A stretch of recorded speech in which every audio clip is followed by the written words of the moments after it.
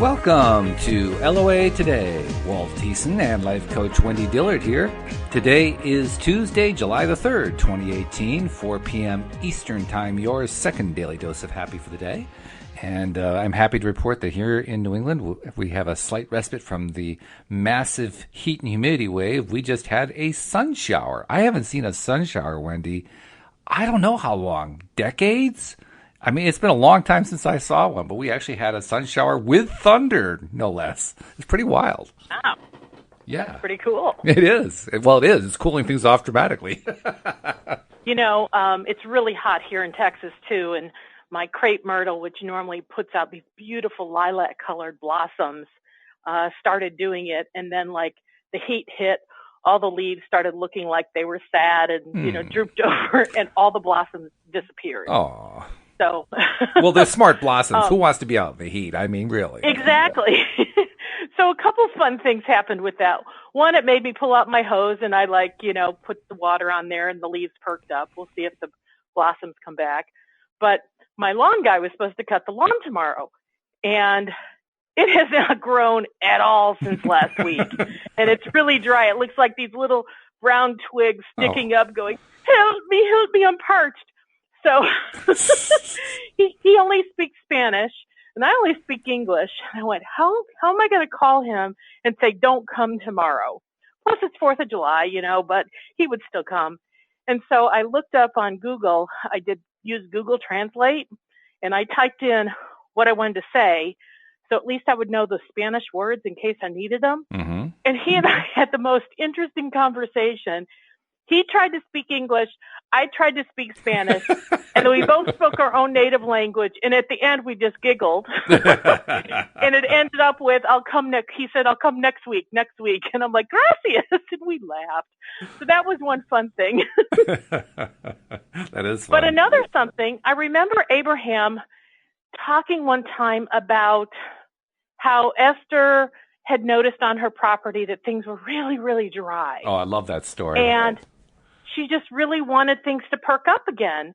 And so what was so fascinating is on the newscast, there was this little blurb saying, today in Texas, we had one little place in the world that, had showers, and they named the city that she was in. And it just was long enough to get everything wet, mm-hmm. and then it was gone. Yep. But it's but the thing that made it so interesting to me is somehow, and I don't remember the details, the workshop participant was asking for something, but was really asking from because I don't want what I currently have position. Yeah, that was the main point of the story, because Esther's originals, she was saying, Abraham, how do I need to bring a rain here. I mean, it's so brown and it's dark and parched and the animals don't have any water. I mean, it's just terrible. We got to get some rain. And Abraham's response was, you actually think you can get rain from that position of lack? Right. And so Abraham used Esther's story because mm-hmm. Esther wasn't coming from a place of lack. She was coming from, I want the grass to be green, and I love it when the trees, have all that they need and, to bloom, etc. And so I did that the other day. I don't think I spent enough time on it because it's been 3 days and I don't see a cloud in the sky. But I did say I really would love my trees to get, that beautiful look that they have when they're feeling, refreshed. And so that was the day, though, that I put the hose on the trees. And so that did help a little. But I just think it's a really cool thing to recognize how the universe responds to us on the littlest things and on the biggest things. Mm. It responds to us all the time. But when we want something really positive, we just have to tweak it or pay attention to how we're focusing in that moment. Are we focusing on, I don't like the fact that it's really hot and dry and icky outside? Or are we focusing on, wouldn't rain be refreshing and delightful? And what's really interesting is how we dither. We may start off with, I would really like to have it to be, just wonderful. And then moments later, we're in a conversation. Can you believe this heat? I mean, we do that so often. It's amazing. I've been trying to influence the weather here as well. And I have made some progress. So it was supposed to be hot through the weekend, and then it was supposed to be hot through Friday. Now it's supposed to be real hot through Thursday. So we're getting the range shrunk, but somehow I keep going back to, well, first of all, I'll hear my wife say, "Oh, it's unbearable out there," and inside I'll do a little nod of the head, and I'll go, "Oh no, don't."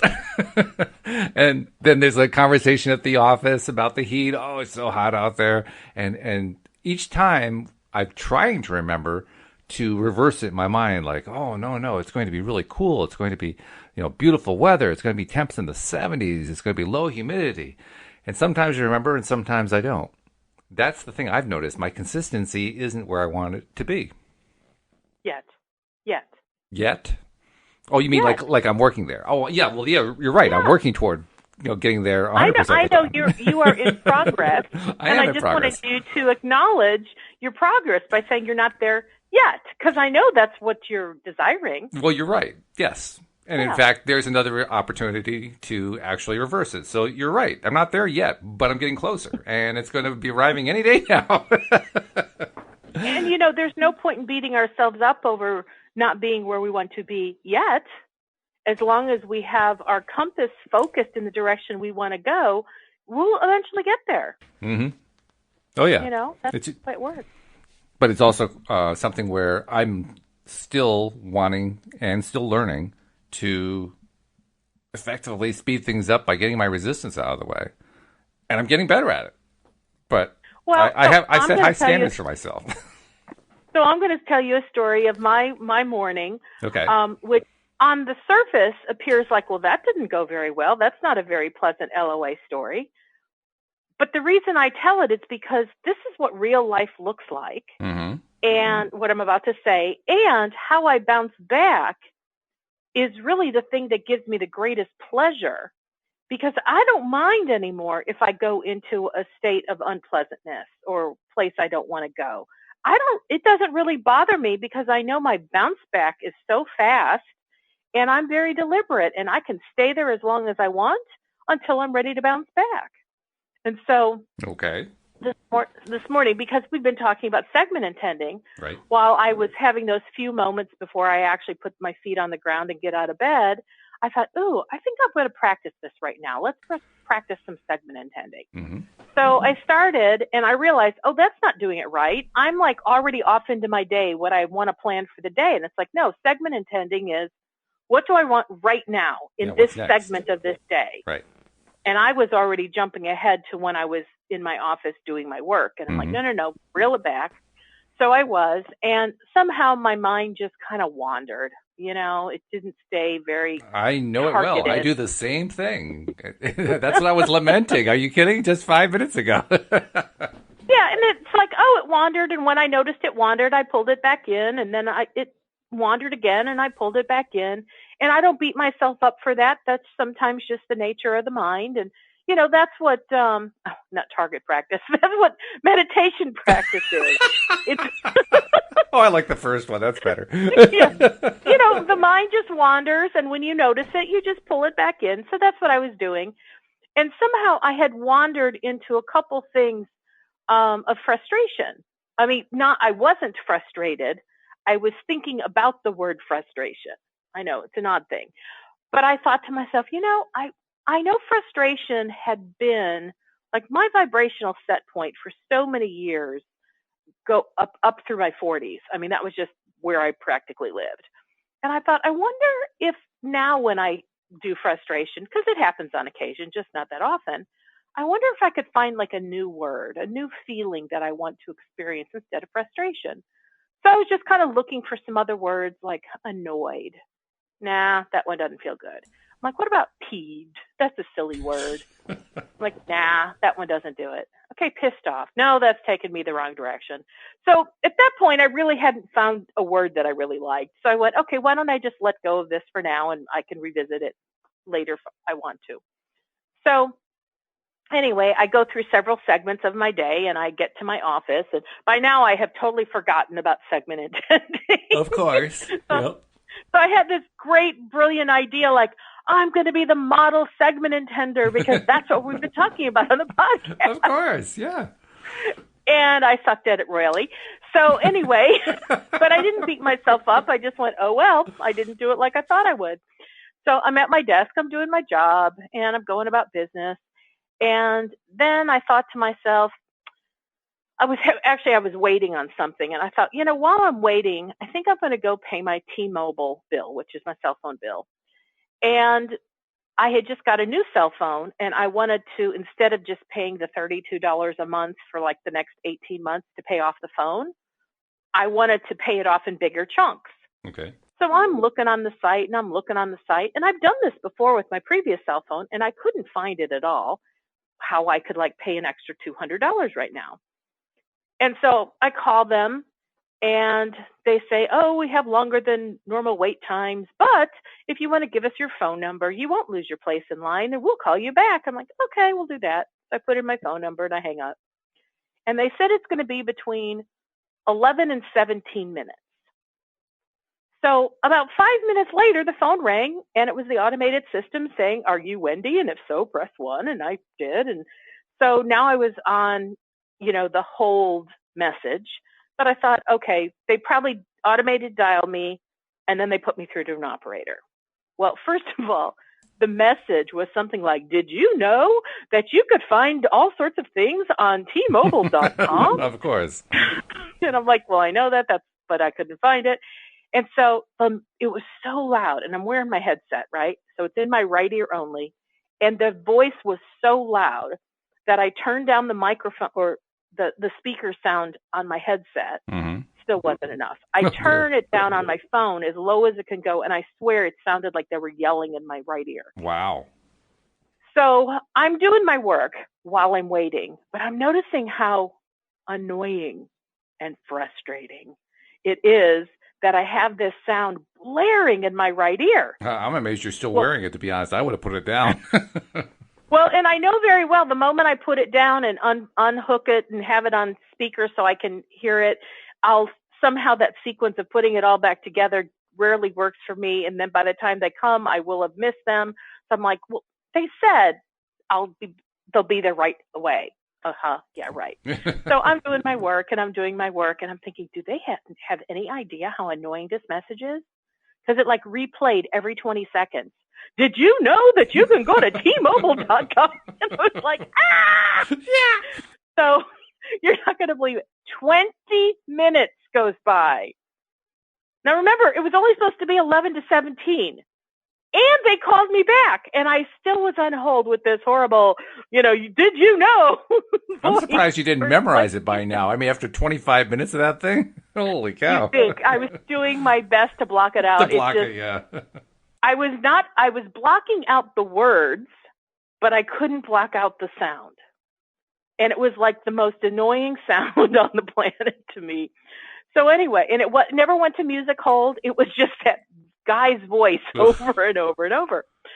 So anyway, finally some man answers the phone, and you could tell while he's like, there's maybe a 3-second delay, there was silence. Mm-hmm. And everything in my body was like, oh, finally. Yes. It's not, that sound is not in my ear, and I felt so much better. So now the irony is when the guy starts talking, I can't hear him at all. I have to turn all my volumes back up. So we start talking, and he asks me for my passcode. And I'm like, I've never been asked for a passcode before. I've been with y'all for like 15 years. What the heck is that, And so I said, he said, well, I can't access your account unless you give me a passcode. I said, well, I already gave you the last 4 digits of my social. That's not sufficient? Yeah, something sounds wrong. No, we have to have your passcode. And I said, all right, well, how do I get my passcode? And he said, well, I'll send it to you by text. Do you give me permission to send you a one-time text message right now? And I'm like, yes, just do it already. And then he keeps repeating, please hold one moment as I'm trying to, get this to go through the system. Okay, can you hold on another moment? I'm trying to get this to go through the system. Like, oh my God, they must bore themselves silly with the same repetitive stuff all day. So he tried twice, and he said, I don't know what's wrong, but it won't go through. Did you receive it yet? Did you receive it yet? Did you receive it yet? And I'm like, no. So then he's like, well, I can't access your system. Well, is there something I can help you with that maybe I don't require going into your system? So I'll be honest, Walt, I think I asked a question, but every time I asked a question, another technical problem would come up. And it was one thing after another, and I wasn't laughing then. Yeah, I don't blame you. I was frustrated. Yeah. And as I'm feeling this frustration, I went, well, isn't this interesting how I created this? I was focusing on the word frustration this morning. Wow, I'm a brilliant creator. You certainly And are. law of attraction shows up so fast. I mean, like, no time at all. I focused on it. I got a situation that matched it. I went, wow, this is cool. Now, I do think that's cool, but I'm like, man, but I'm really frustrated.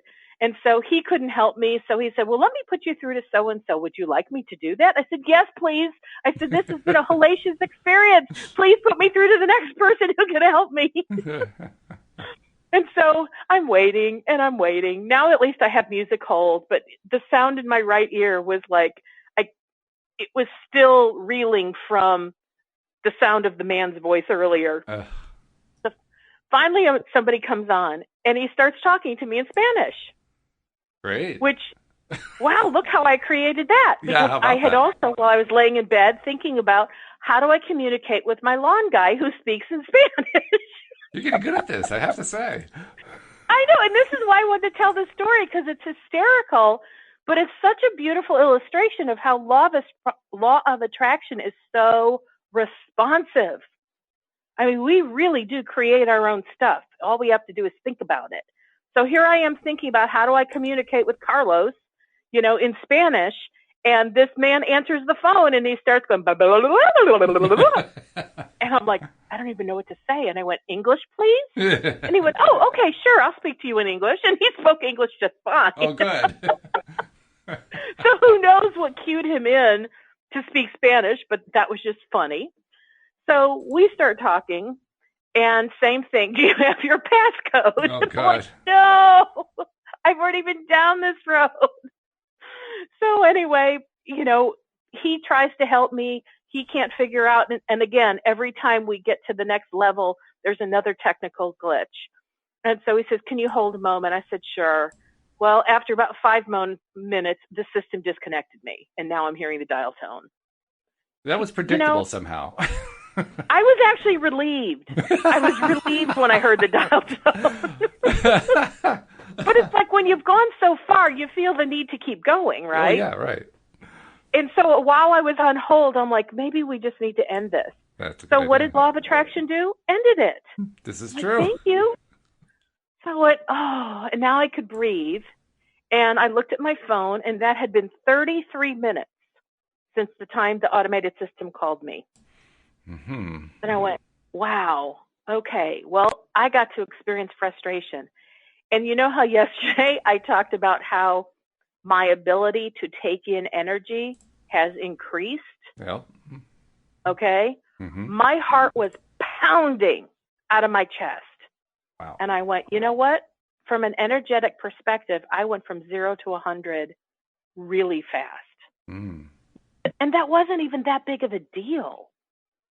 I mean, it wasn't an importance thing. My house was not on fire. There wasn't some horrible thing. It was just something really little, like I just want to pay more for my cell phone. I want to pay more on a bill, and I can't figure out how to do it. This is a really small thing, but it is amazing how I personally can go from 0 to 100 really quick. So I went, okay, well, that's definitely another place where I'm getting to experience how my energy moves really fast and I get a lot of it really quickly. So I'm like, okay. So I thought, well, I know how I created this. I love the fact that I was able to watch my creation in process while feeling it simultaneously. And I said, okay. And I went, all right, so I'm done with frustration for today. I now want to deliberately uncreate frustration. I'm ready to move on to the next segment where there will be much more ease and calmness and something delightful. And so I went back to work. I did a few things, and then I was in a waiting zone again with my job. And so I went on to T-Mobile, and I went and Googled, how do you set up a passcode? So I went and I did, and here's what's so hysterical. It says, go ahead and create a passcode. So I put in a passcode. And the system said, you cannot use one you've already used before. And I'm like, okay. So I vaguely think when I went and bought my cell phone, they required me to set up a passcode then. But because I was at the T-Mobile store, I didn't write it down in my document where I keep these kinds of things. And so I did already have a passcode. But the first man I talked to kept saying over and over, the passcode is 6 digits. You have to set up a 6-digit passcode. Well, my passcode was 8 digits. So that's why, because if he would have said it could be 6 digits or more, I would have automatically said, well, let's try, and it would have been the correct one.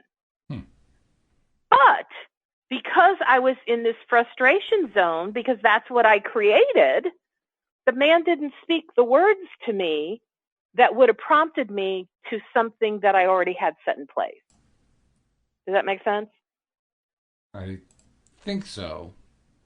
In other words, there were a lot of qualifiers in there, so it's kind of hard to follow the qualifiers. But I think I okay. got the gist of it. So let's say when I was at the T-Mobile store getting my new phone a month ago, I set up the passcode 12341234. Right. Let's pretend that was my passcode. But today the man said it's a 6-digit passcode. Well, I didn't have any numbers floating around my head that I would recognize that I would do as 6 digits. Because I kind of have, you know how like you have to have passcodes for all sorts of things that normally it's 4 digits. Mm-hmm. So normally I have my 1234, which no, that's not really it, but I'm using that. And so I know me. If I had to have a passcode that was longer, I would do 1234, 1234. Now, are you following me? Okay.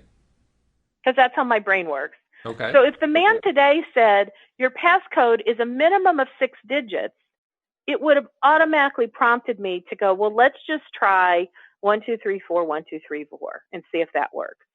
And guaranteed he would have said, yep, that's it. But because I was in this frustration zone, because I was asking the universe to bring me more frustration, this man, in a frustratingly way, kept repeating, it's a 6-digit code, it's a 6-digit code, it's a 6-digit code, to which that did not prompt me to come up with a 6-digit code. And even if I did, I would have said the wrong 6 digits because it really was 8 digits. So everything about how the morning was orchestrated was perfectly in alignment with what I had been energetically broadcasting. It's quite amazing. And I mean, even though most people might think on the surface, wow, what a wretched morning you had. No, it was a delightful morning. I even call the frustration delightful because getting to witness how law of attraction is so incredibly responsive to us is, to me, a thrill. Now, I know not everybody thinks that what I call a thrill is a thrill, but to me, well, it's quite an achievement, thrill. actually. To come to that conclusion, that alone is an achievement. Yeah, well, that's how I think about things. And so that was really fun. And then a little while later, I was feeling calmer. I could tell my heart rate was coming down. I was now deliberately saying, okay, Wendy, breathe. The frustration segment is over.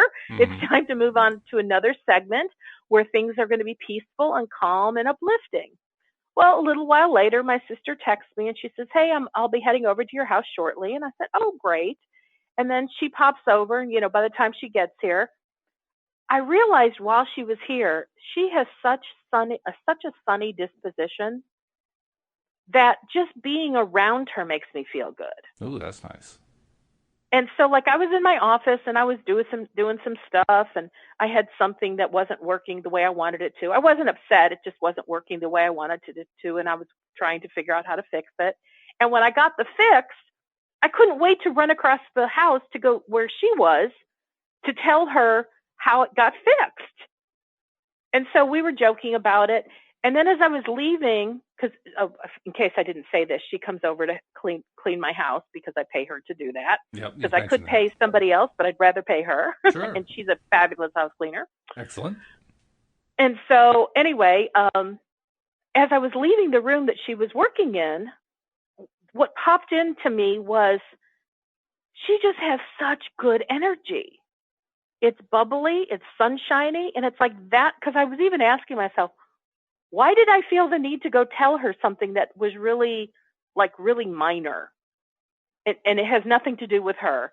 But I just wanted to go tell her, because when I tell her this, my energy plus her energy is not 1 + 1 = 2. It's something like 8,900. I mean, she and I together, we have explosive, expansive energy. And so truly it's an expansion. And that to me is another law of attraction principle. When you mix more than one, I mean, when you mix 2 or more people, you have more than the sum of the parts. I mean, when it's on a positive side. And Abraham has talked about that. And that's what I love about being in connection with people who think from a positive perspective. Well, doesn't it also happen both ways? I mean, it's not ideal, obviously, to kind of mastermind in the negative direction, but it really should work both ways, shouldn't it? And it does. Oh, okay. And it does, because if you feel really yucky and you go talk to someone else who, like, they can mirror the yucky, you end up feeling yuckier. Yes. You know. So, yeah, it does work that way. Okay, but just wanted to clarify. It was just one of these things that I had the experience in the moment, and I noted it, I marked it, and I said it out loud to her. And then she said to me, I have a new boss who's normally pretty non-emotional. And she said twice now he has said, "Good morning, sunshine," to me. And It has just shocked me, because I'm like, that's not even his personality. She goes, "Do you think it's because I'm so positive that somehow he is picking that up?" I said, "Oh, undoubtedly, yes, that's what's going on." Oh, of course. And then, because now we're talking about her being sunshine, I went, "Oh, hold on." And I go run in my office, and I pull out this little cross-stitch plaque that my other sister made me for Christmas in 1980. Wow. And it says sunshine, with a sun shining on the word sunshine. And that, to me, was another one of those beautiful law of attraction things where all these little sunshine references were just popping up. Mm-hmm. But today was a beautiful example of how responsive law of attraction is to us. And I like the fact that you responded the way you did to each of these, because you turned it into this really exciting thing. I can recall back when I was first exposed to all this stuff, feeling very early on just overwhelmed by all the different ways that negative stuff happened in my life, and realizing it was because I just kept focusing on all these different things negatively, and realizing, oh my God, I have a whole lot of new focusing to deal with, to try to change too, to make things better, to stay on the good stuff. And literally it felt overwhelming to me, and it did not feel good. Now, obviously, you've had a lot more practice through the years than I had at that point, for sure.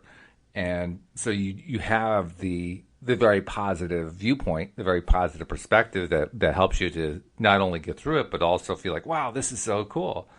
Boy, I could have used that belief system back then.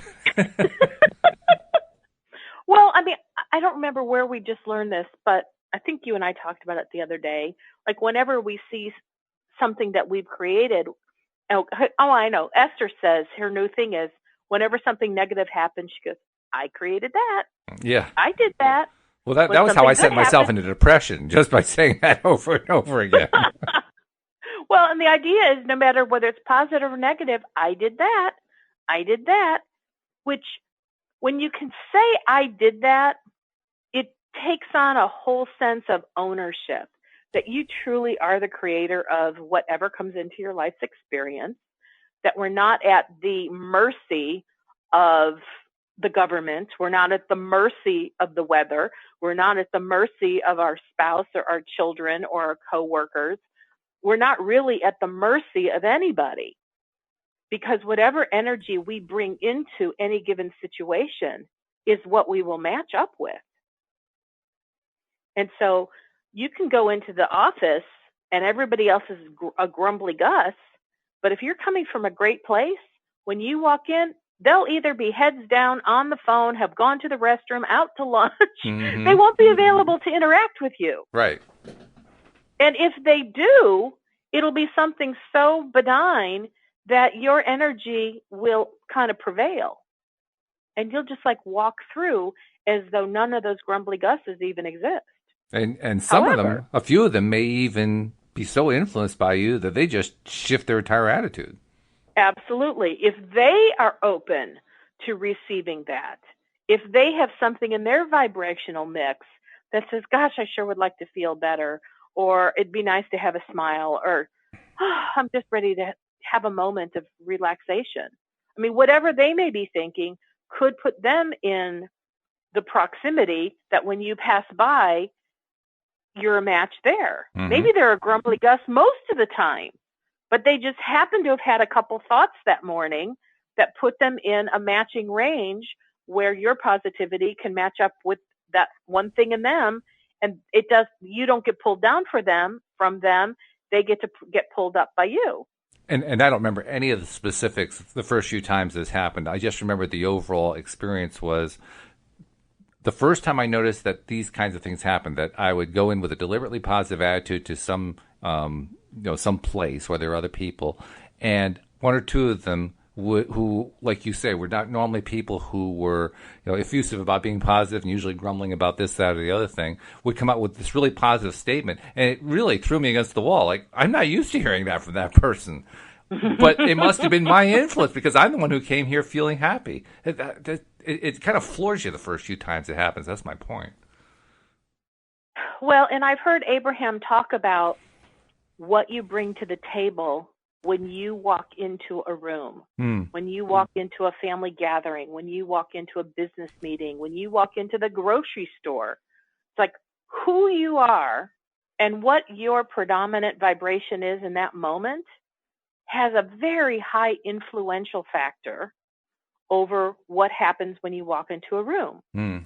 Now, if when you walk into a room, let's say it was just one of those mornings, things did not go well, you felt like you just barely made it there on time, and you're just kind of huffing and puffing trying to get yourself back into a calm state of being, and you really don't want to go to this business meeting, and you're really kind of ticked off that you even had to go. And so the fact that you're running late is just kind of like, and you walk in, well, you kind of at that point are energetically predispositioned to not have things go really smooth. Oh, yeah. Now you can start, but here's the good thing. As a deliberate creator, you can start to experience the momentum of, this is not going well. And you can, depending on what your power of attraction is, you can decide to stop on a dime, which, by the way, is not easy, but I do believe that if you've practiced it long enough, you can. And momentum will shift and slow down really fast. If you have a huge internal intention of, I am turning this around. I do not like how this day started.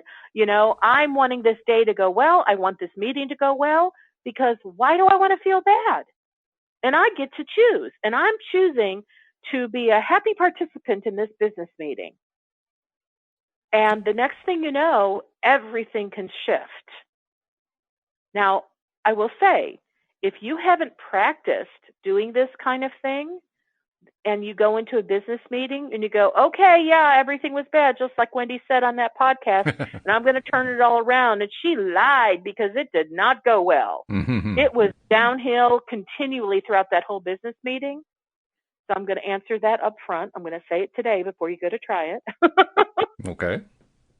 If that happens, it's because you have way more negative energy than you brought into that business meeting than just the energy of that day. Very good point. In fact, it also reminds me of something, which is I've noticed over time, during the years that I've been learning how to apply the law of attraction as a deliberate creator in my life, that my ability to influence others and influence my environment has increased over time. I think it's probably just due to more confidence on my part. So because I'm more confident and more focused, it just, it happens quicker, it happens more deliberately, it happens more, obviously. But it definitely increases over time. And it's kind of like, it's a good news, bad news situation. On the one hand, it's great because, whoa, look at all this influence I'm having. And on the other hand, it's like, whoa, I got to be careful. Look at all this influence I'm having.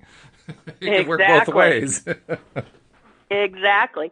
Yeah, because once you get the awareness through your experiences that you can have a positive influence really quickly, if by chance you find yourself focused in a negative way and you walk into a space from you also have the ability to negatively impact the people in that room really quickly.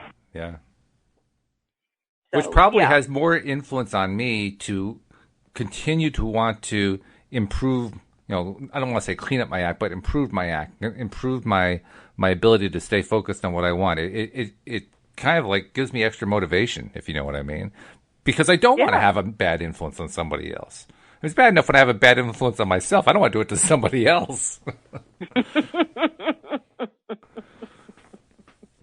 So I'm going to mention something here just because it just came to my awareness and I find it fascinating. Okay. And now I'm going to watch how it shifts. All right. So almost every day when you and I do the podcast and we're around 20 minutes to the top of the hour when the show's about to end. So in other words, we're about 40 minutes in with 20 minutes left. Yeah. This happens almost every day. That's almost always when I look at my clock. And it's almost always when you and I have talked what I would say a sufficient amount about whatever we're talking about. And I start to feel like the topic is almost running its course, like, okay, we're about done with that. I look at the clock and I go, oh, crap. Now what? What do we have to talk about for 20 more minutes? And I kind of get this feeling in the pit of my stomach, like, I wish this was only a 45-minute show. We do really great for 40 straight minutes, and then, now what? So I thought I would mention it today because we're kind of at that point, and I noticed I looked at my clock, and I'm like, yep, we're right at that point, and I got that pit in my stomach once again. So I wonder, in a way, what that's about. I wonder what I could think on differently to make that like, oh, this is exciting because we only have 20 minutes left, and we're like sliding into home plate, and the show is going to get bigger and bolder and better, for the last 20 minutes. Now, I just made that up, and I don't really feel that. I just said those words. Well, actually, you're right. Okay. And she's holding her breath like, what is he talking about? Exactly. Like, and that means what to you? Well, please expound. It turns out that, very fortunately, the book that we're studying, The Law of Attraction, The Basics of the Teachings of Abraham, the next section that we're supposed to talk about addresses exactly what you just raised. It's entitled, The Thoughts I Think Today Are Prepaving My Future. All righty. Well, let's go for it. So here is the process that we refer to as prepaving. In your present, you give thought to your future so that when you get to that future time, your future has been prepaved or prepared for you by you. And so much that you are experiencing today is as a result of your thoughts about today that you thought yesterday and the day before and the year before and the year before that. Every thought that you think that is directed toward what you want for your future is of great benefit to you. Every thought that you are thinking about your future that you do not want is a disadvantage to you. As you think of vitality and health and want it and expect it in your future, you are prepaving and preparing that for yourself. But as you fear or worry about decline or disease, you are also preparing or prepaving that for your future. Segment intending will assist you whether you are in your now thinking about your now or are in your now thinking about your future. For in each of these cases, you will now be deliberate in your creating, and that is the point of segment intending process, whether you are specifically intending something to do or say in this moment, or whether you are prepaving your future in this moment, it is of great value for you to do it on purpose. Example, when you get into your vehicle, if you will set forth your deliberate intent for safety on this journey, you will literally attract the circumstances that will bring that about. Now, of course, if you had intended that as you were beginning many previous journeys, if in your past, as you viewed your future, you had wanted and expected safety, then those intentions set forth in advance would have already begun to prepave your future. And your segment intending would now be adding unto that intent, strengthening it indeed. Now, the reason I say that ties in directly to what the question you just raised is, you were asking yourself, okay, we've reached that point in the show. what's going to happen next? I can either put out there, oh my God, how do we slide into home plate? Or, oh, it's going to be an amazing future. And they said, you're right. They said that's exactly one it. I focus on. Whatever I... You're doing fine. Yes, you're right. Exactly. Whichever one you choose to focus on, that's the correct answer. And that's why I was laughing. Yeah, whatever I focus on, I'm right. Exactly. That's what I'm creating. That's what I'm prepaving. That's what I'm intending for the next moment. So you started with, I don't know what's going to happen next. We've reached this point. I don't know what's going to happen next. And then you stopped and you changed it to, but it's going to be really great, even though you didn't quite believe it. You changed it to, I think it's going to be really great. And so that also became the next truth. That became the next step. I definitely spoke what my wish would be, what my hope and desire would be, but I was also wanting to be very truthful, because sometimes I think I'm aware that I can be so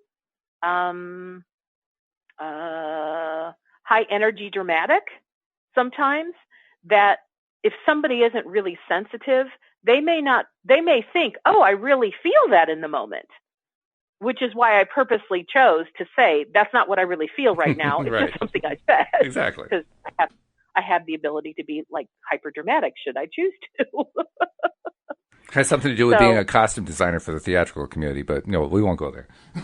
It could be. It could be. I mean, I have been, my family, I have been around drama a very long time.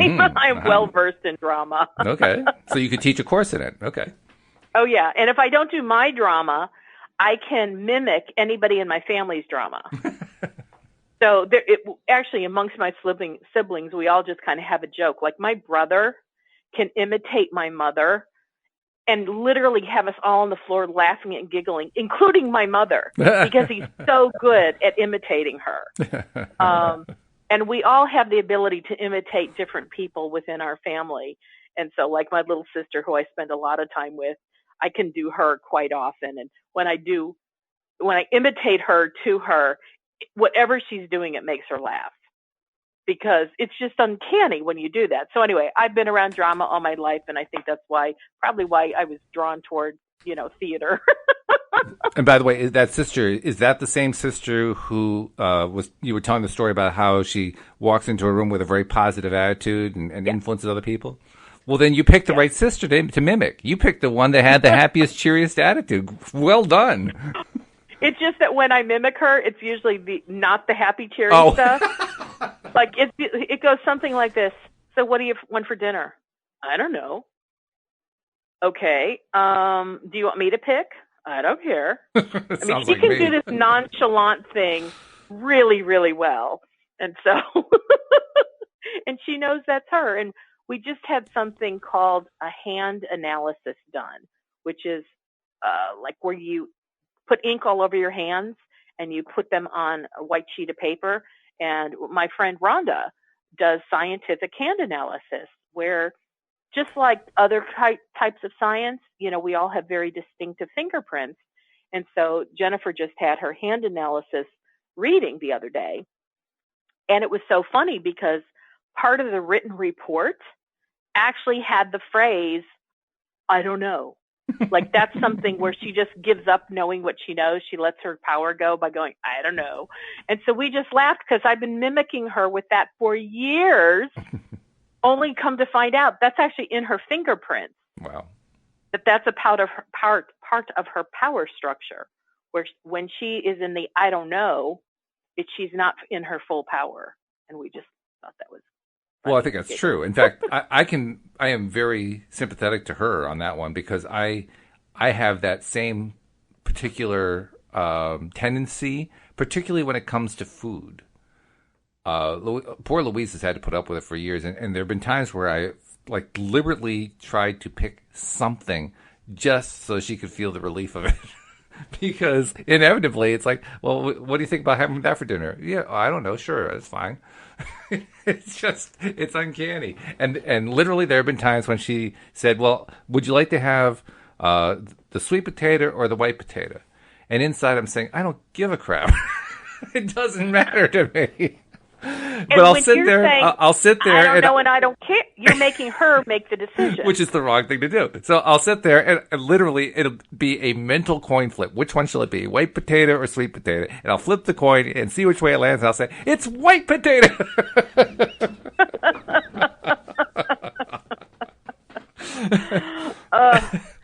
That's so funny.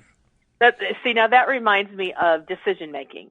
In my job, I make so many decisions all day long that when I'm done with work, I really want to go into non-decision making play. And so if somebody else asks me to make decisions when I'm on my non-work time, I just look at them like, really? You really want me to make a decision? Don't you know I'm off the clock? And like that even rolls over into like romantic relationships for me, because to me, this may sound crazy, my most romantic desire, and I'm not going to go into all the gory details, but is for a man to ask me out and then to plan the entire date.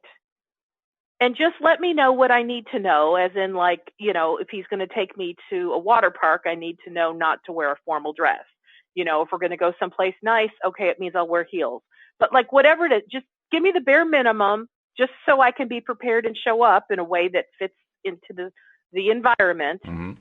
But tell me what time you're going to pick me up. Tell me where you're going to pick me up. Tell me if we're going to eat or if there's going to be entertainment, so I know whether to have eaten beforehand or whether I should be prepared to be hungry. You know, I want him to plan the transportation. I want him to plan the whole thing from the time we talk about it till the time it's time to say goodnight. I don't want to have to make any decisions whatsoever. That to me is a fantasy date. I think it's a fantasy date for probably 3/4 of the women around the world, actually. Really? Yeah, I think that's a fairly common one. Well, I will tell you, my ex-husband never once, from the time we met, dating, marriage, ever did all of that for me in one sitting. And never once for one whole date. And that describes like 3/4 of the men around the world. It's like, but here's one, just because it was so sweet. I mean, he really did have a very sweet romantic side. So he knew that this was important to me. And it was a Saturday, and he told me on Friday night, he said, I have something planned for us tomorrow. I went, okay, do I need to wake up early for this? He goes, no, whenever we wake up, it's going to be fine. I said, all right, great. So we both got up, we both got dressed, and he said, I'm going to take you out now. I said, am I dressed fine? He goes, yep. And I said, okay. So we get in his car, and the fact that he has a really nice sports car always adds to me to the romance of it. Sure. So we drive into the heart of Dallas, and it's a Saturday, and it's kind of like Dallas is very different from some other major cities, whereas the downtown Dallas pretty much is like a ghost town on Saturday and Sunday. Because there are no condominiums and apartments in the heart of Dallas. The heart of Dallas is just business. Mm-hmm. So anyway, we drive into the heart of Dallas, where it's very obvious that ghost town is now happening. It's very quiet. There's no traffic on the roads. And he pulls up to this office building, and we get out, and he puts money in the meter, and I have no idea where we're going. I don't understand why he put money in the meter. There's nobody there to ticket you, but that's another story. I don't know, but he did. And so we walk up to this office building, and he goes to pull on the door handle, and it's locked. And he goes, oh, no. And I said, what? So at this point, he tells me the name of one of my favorite restaurants. And he said, I looked up on the internet, and it's the closest one of those restaurants to us is in this office building. And I said, well, perhaps the business hours at this restaurant is only for Monday through Friday because this is an office area. So he's like, no, that can't be. And I said, yeah, it probably is. So as he's like trying to pull on the door handle, hoping it will open, right. A security guard comes to the glass door and just says, we're closed. This whole building is closed. And my husband kind of, says to him, because he could hear us, and he said, is such and such restaurant not open? He says, no, it's only open Monday through Friday during business hours. And so my husband has this look on his face like, I tried so hard to surprise you. I tried so hard to give you the date of your choosing, you know? And I said, well, I do know that there's another one of these restaurants, and I explained where it was. And he said, would you be disappointed if we got back in the car and we tried to head out there? I said, no, because I know that one's open on a Saturday. And so we did go, and we did enjoy it, and it was good. But it was as close as we've ever come to somebody planning out everything without me having to use my sense of what do I know and the decisions I know how to make. Well, that is pretty close. I have to give him credit. I mean, he missed one thing. That was it. The rest of it, he had it planned. So that was good. Yeah. He didn't call and make sure that they were open, and he did plan for an area. But here's fun. Like I've only been in Texas since I was an adult. Like I moved here when I was 21. He was born here. He's been in Texas all his life. And I'm like, so it didn't dawn on you? And I was not going to hit him when he was down, but it's like, it really didn't dawn on you. Downtown Dallas, ghost town weekend, how it's always been. Well, the question that's in my mind is so many cities have a life on the weekend. And I'm wondering, why hasn't Dallas discovered the idea of that? I mean, apparently they don't have any little niche cafes. They don't have their own Greenwich Village. They don't have their own little cute places to go and fun places to do little fairs and so forth. It just doesn't exist, I guess. Well, I guess from a logistics perspective, and I'm going to take a big guess at this, if you look at the very center of Dallas, it's filled with high-rise office buildings. Mm-hmm. And just outside of Dallas used to be more of the same. The buildings just weren't as tall. Mm-hmm. And in the 30-plus years I've been here, they have finally built an internal infrastructure, because for people to live there have to be grocery stores and dry cleaners and office supplies and all the things that we take for granted living in places, like I do. Otherwise it'd be impractical. And so those things are now there.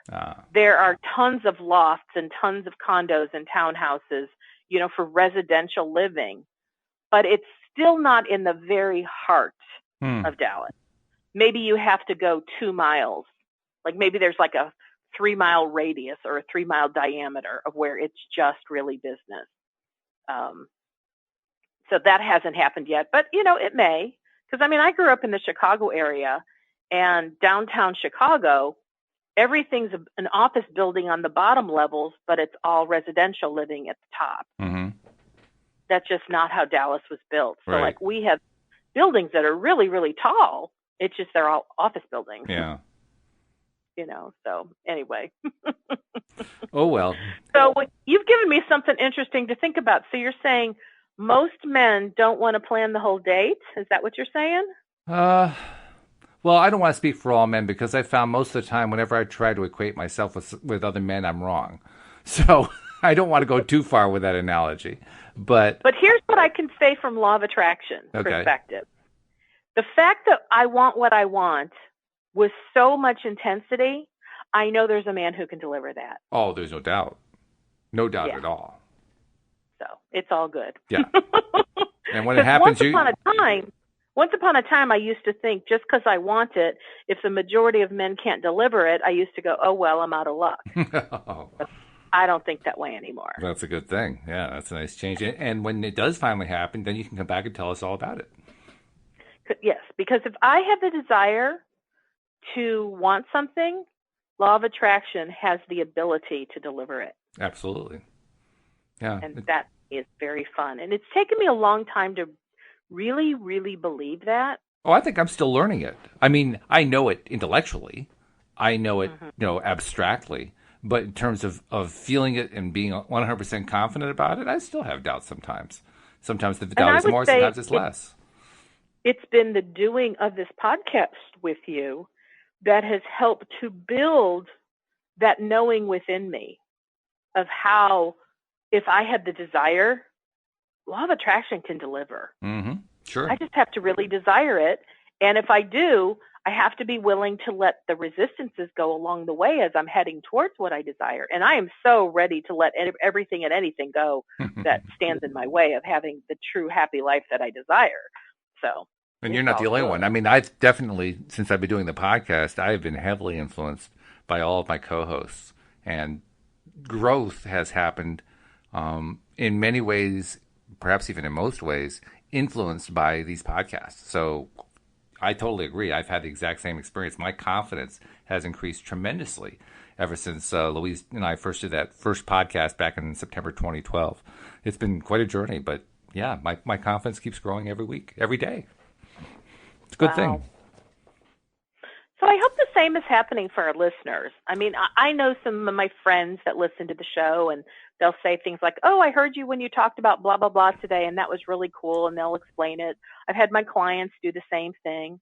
And so it's really encouraging when I hear somebody who specifically listened to a show, and then they reference things that you and I have said. Yeah. And like even I was having a conversation with my sister today, and she referenced a show that you and I did months ago. But because I think it was the first show she ever listened to, because I told her I talked about her on the show. And she goes, I want to hear. Right. But it was fun because she still remembers the things you said. She remembers the things I said. And it's like, wow, that's such a kick in the pants in such a good way. Like, woohoo, that's fun. Yeah, it is fun. There's no doubt. It's a lot of fun. And I also want to take a moment to kind of play off of what you said, because I do hope the listeners benefit from this. And more so, I want to take a moment to remind you, if you have not yet subscribed to the podcast, this is a good time to do it. You've gotten a full taste here of what the afternoon podcasts with Wendy Dillard are like, and they're great. Well, you want to get them coming to your podcast application every day, whether it's on an iPhone, Android, doesn't matter where you have it. But very easy to do. It's free. It takes about a minute. All you do is go to the homepage of the website for our show, which is at loatoday.net. All the instructions are right there. Bada bing, bada boom. Just follow them and you're done. And now you have a stream of podcast episodes coming to you every single week. 45 a week.